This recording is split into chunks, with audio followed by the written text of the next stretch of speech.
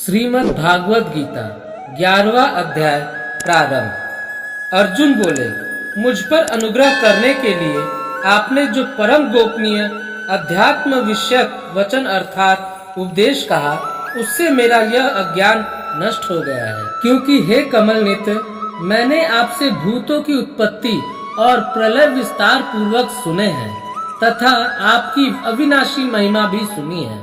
हे परमेश्वर, आप अपने को जैसा कहते हैं यह ठीक ऐसा ही है, परंतु हे पुरुषोत्तम, आपके ज्ञान, ऐश्वर्य, शक्ति, बल, वीर्य और तेज से युक्त ऐश्वर्य रूप को मैं प्रत्यक्ष देखना चाहता हूँ। हे प्रभु, यदि मेरे द्वारा आपका वह रूप देखा जाना शक्य है, ऐसा आप मानते हैं, तो हे योगेश्वर, उस अविनाशी स्वरूप का मुझे दर्शन कराइए। श्री भगवान बोले, हे पार्थ, अब तू मेरे सैकड़ों हजारों नाना प्रकार के और नाना वर्ण तथा नाना आकृति वाले अलौकिक रूप को देख। हे भरतवंशी अर्जुन, तू मुझ में आदित्य को अर्थात अदिति के 12 पुत्रों को, 8 वसुओं को, 11 शूद्रों को, दोनों अश्विनी कुमारों को और 49 मरुदगणों को देख तथा और भी बहुत से पहले न देखे हुए आश्चर्यमय रूपों को देख। हे अर्जुन, अब इस मेरे शरीर में एक जगह स्थित चराचर सहित संपूर्ण जगत को देख तथा और भी जो कुछ देखना चाहता हो सो देख, परंतु मुझको तो इन अपने प्राकृत नेत्रों द्वारा देखने में निसंदेह समर्थ नहीं है। इसी से मैं तुझे दिव्य अर्थात अलौकिक चक्षु देता हूँ, इससे तू मेरी ईश्वरीय योग शक्ति को देख।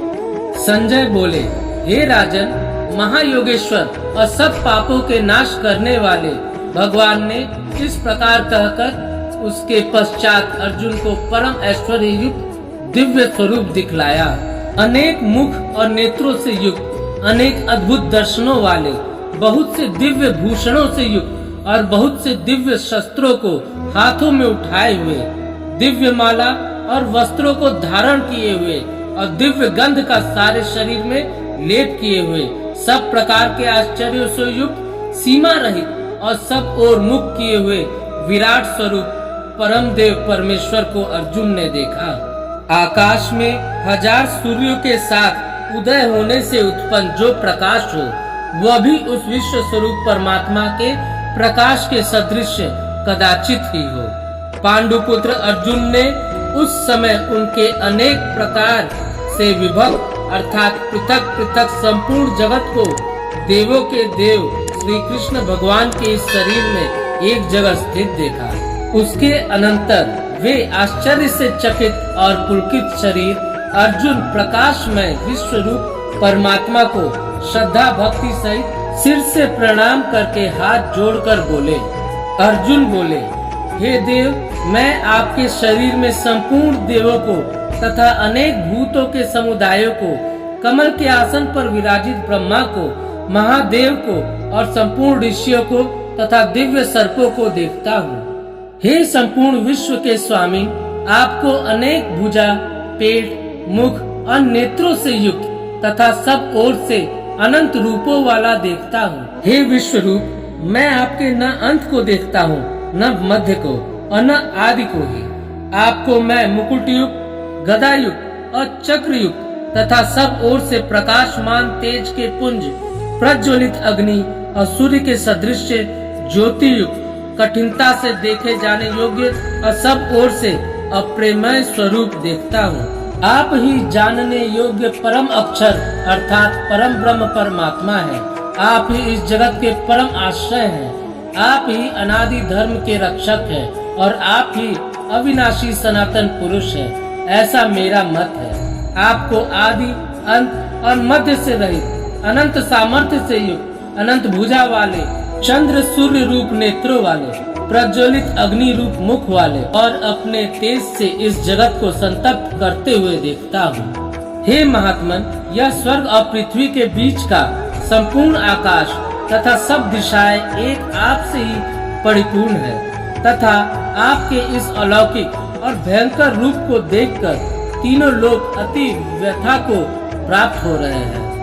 वे ही देवताओं के समूह आप में प्रवेश करते हैं और कुछ भयभीत होकर हाथ जोड़े आपके नाम और गुणों का उच्चारण करते हैं तथा महर्षि और सिद्धों के समुदाय कल्याण हो ऐसा कहकर उत्तम उत्तम स्त्रोतों द्वारा आपकी स्तुति करते हैं। जो 11 रुद्र और 12 आदित्य तथा 8 वसु, सांध्यगण, विश्वदेव, अश्विनी कुमार तथा मुरुदगण और पितरों का समुदाय तथा गंधर्व, यक्ष, राक्षस और सिद्धों के समुदाय है, वे सभी विस्मित होकर आपको देखते हैं।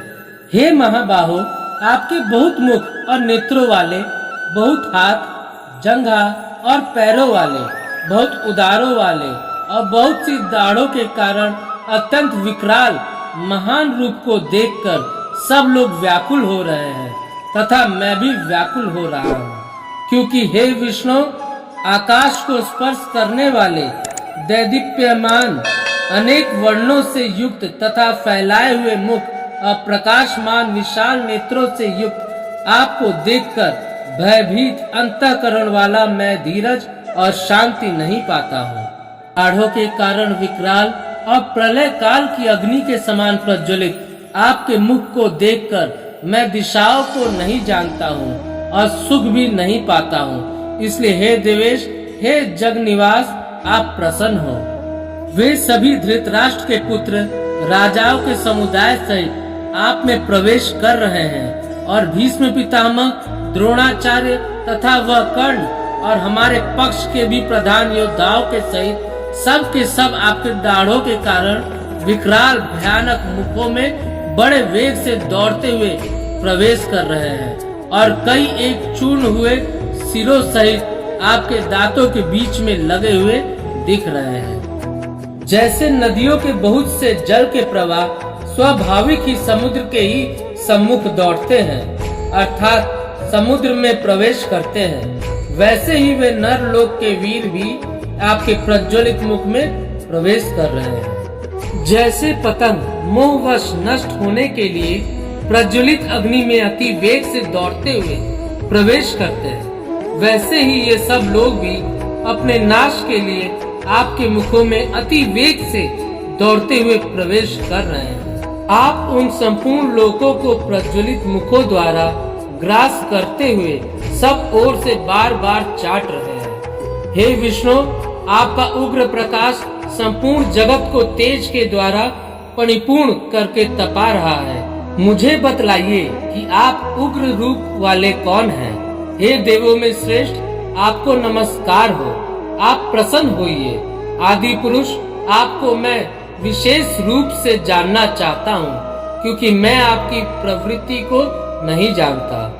श्री भगवान बोले, मैं लोकों का नाश करने वाला बढ़ा हुआ महाकाल हूँ।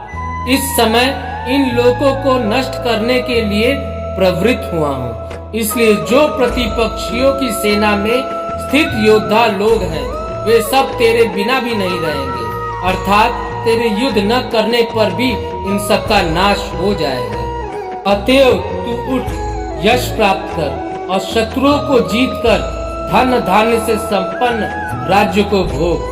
ये सब शूरवीर पहले ही से मेरे द्वारा मारे हुए हैं। हे सव्यसाची, तू तो केवल निमित्त मात्र बन जा। द्रोणाचार्य, भीष्म पितामह तथा जयद्रथ और कर्ण तथा और भी बहुत से मेरे द्वारा मारे हुए शूरवीर योद्धाओं को तू मार। भय मत कर, निसंदेह तू युद्ध में वैरियों को जीतेगा, इसलिए युद्ध कर। संजय बोले, केशव भगवान के इस वचन को सुनकर मुकुटधारी अर्जुन हाथ जोड़कर कांपता हुआ नमस्कार करके फिर भी अत्यंत भयभीत होकर प्रणाम करके भगवान श्री कृष्ण के प्रति गदगद वाणी से बोले। अर्जुन बोले, हे अंतर्यामी, यह योग्य ही है कि आपके नाम, गुण और प्रभाव के कीर्तन से जगत अति हर्षित हो रहा है और अनुराग को भी प्राप्त हो रहा है तथा भयभीत राक्षस लोग दिशाओं में भाग रहे हैं और सब सिद्ध गणों के समुदाय नमस्कार कर रहे हैं। हे महात्मन, ब्रह्मा के भी आदि करता और सबसे बड़े आपके लिए वे कैसे नमस्कार न करें, क्योंकि हे अनंत, हे देवेश, हे जगनिवास, जो सत असत और उनसे परे अक्षर अर्थात सच्चिदानंद घन ब्रह्म है, वह आप ही हैं। आप आदिदेव और सनातन पुरुष हैं। आप इस जगत के परम आश्रय और जानने वाले तथा जानने योग्य और परम धाम है। हे अनंत रूप, आपसे यह सब जगत व्याप्त अर्थात परिपूर्ण है। आप वायु, यमराज, अग्नि, वरुण, चंद्रमा, प्रजा के स्वामी ब्रह्मा और ब्रह्मा के भी पिता हैं। आपके लिए हजारों बार नमस्कार, नमस्कार हो। आपके लिए फिर भी बार बार नमस्कार, नमस्कार। हे अनंत सामर्थ्य वाले, आपके लिए आगे से और पीछे से भी नमस्कार। हे सर्वात्मन, आपके लिए सब ओर से ही नमस्कार हो, क्योंकि अनंत पराक्रमशाली आप समस्त संसार को व्याप्त किए हुए हैं। इससे आप ही सर्वरूप है। आपके इस प्रभाव को न जानते हुए आप मेरे सखा हैं, ऐसा मानकर प्रेम से अथवा प्रमाद से भी मैंने हे कृष्ण, हे यादव, हे सखे, इस प्रकार जो कुछ बिना सोचे समझे हठात कहा है। और हे अच्युत, आप जो मेरे द्वारा विनोद के लिए विहार, सैया, आसन और भोजनादि में अकेले अथवा उन सखाओं के सामने भी अपमानित किए गए हैं, वह सब अपराध अप्रमेय स्वरूप अर्थात अचिंत प्रभाव वाले आपसे मैं क्षमा करवाता हूँ। आप इस चराचर जगत के पिता और सबसे बड़े गुरु एवं अति पूजनीय है। हे अनुपम प्रभाव वाले, तीनों लोकों में आपके समान भी दूसरा कोई नहीं है, फिर अधिक तो कैसे हो सकता है। अतएव हे प्रभु, मैं शरीर को भली भांति चरणों में निवेदित कर प्रणाम करके स्तुति करने योग्य आप ईश्वर को प्रसन्न होने के लिए प्रार्थना करता हूँ। हे देव, पिता जैसे पुत्र के, सखा जैसे सखा के, अब पति जैसे प्रियतमा पत्नी के अपराध सहन करते हैं, वैसे ही आप भी मेरे अपराध को सहन करने योग्य हैं। मैं पहले न देखे हुए आपके इस आश्चर्यमय रूप को देखकर हर्षित हो रहा हूँ और मेरा मन भय से अति व्याकुल भी हो रहा है।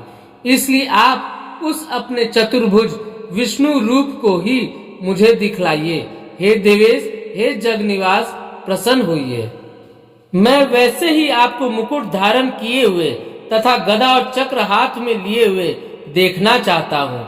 इसलिए हे विश्व स्वरूप, हे सहस्त्रबाहो, आप उसी चतुर्भुज रूप से प्रकट होइए। श्री भगवान बोले, हे अर्जुन, अनुग्रह पूर्वक मैंने अपनी योग शक्ति के प्रभाव से यह मेरा परम तेजोमय सबका आदि और सीमा रहित विराट रूप तुझको दिखलाया है, जिसे तेरे अतिरिक्त दूसरा किसी ने पहले नहीं देखा था। हे अर्जुन, मनुष्य लोक में इस प्रकार विश्व रूप वाला मैं न वेद और यज्ञों के अध्ययन से, न दान से, न क्रियाओं से और न उग्र तपो से ही तेरे अतिरिक्त दूसरे के द्वारा देखा जा सकता हूँ।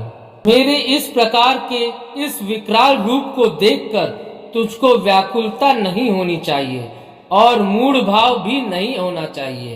तू भय रहित और प्रीति युक्त मन वाला होकर उसी मेरे उस शंख चक्र गदा पद्म युक्त चतुर्भुज रूप को फिर देख। संजय बोले, वासुदेव भगवान ने अर्जुन के प्रति इस प्रकार कहकर फिर वैसे ही अपने चतुर्भुज रूप को दिखलाया और फिर महात्मा श्री कृष्ण ने सौम्य मूर्ति होकर इस भयभीत अर्जुन को धीरज दिया।